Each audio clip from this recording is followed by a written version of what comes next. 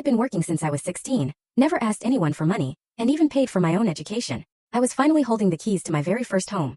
A moment that should have been pure triumph, the culmination of 13 years of relentless work. But instead of celebration, what I found waiting for me was a gut-wrenching betrayal.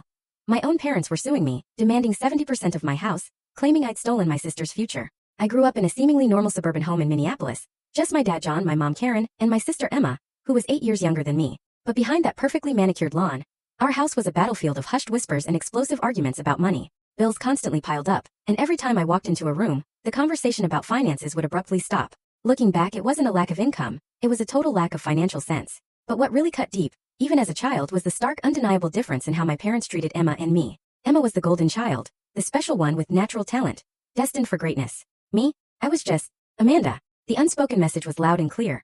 I was ordinary, average, not worth investing in. By 14, I'd absorbed that message. I became the practical and responsible one. I started doing chores for our elderly neighbor, Mrs. Peterson, earning $10 an hour. That first taste of earning my own money, buying my own school supplies, it was liberating. And my parents, they never asked where the money came from. They just seemed relieved they didn't have to provide. The moment I turned 16, I snagged my first real job at Sweet Dreams Bakery. I'd finish school, then practically sprint 6 blocks to work until closing, sometimes as late as 7:30 p.m., before heading home to face my homework. The owner, Diane, became this incredible mentor, teaching me everything from baking to budgeting.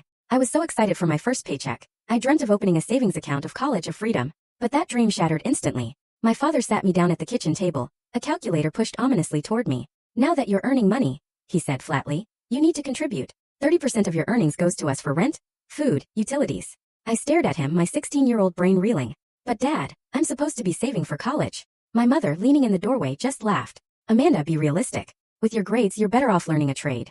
Besides, Emma needs a college fund. She has a real future ahead of her. That 30% rule became my crushing reality throughout high school. I never missed a payment. Meanwhile, Emma's world was filled with piano lessons, ballet classes, and a newly redecorated room. My room? Still the same twin bed from childhood. My routine was relentless. School, work, homework until midnight, double shifts on weekends, summers spent working full-time instead of enjoying teenage freedom. And if I dared buy myself a new shirt, my mother would sneer. Another new shirt, Amanda?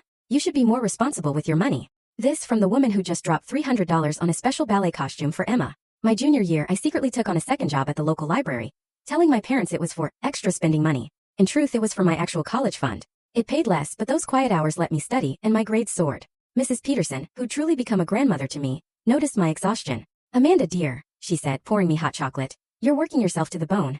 Full story on the channel. Link below. Click now and watch what happened next.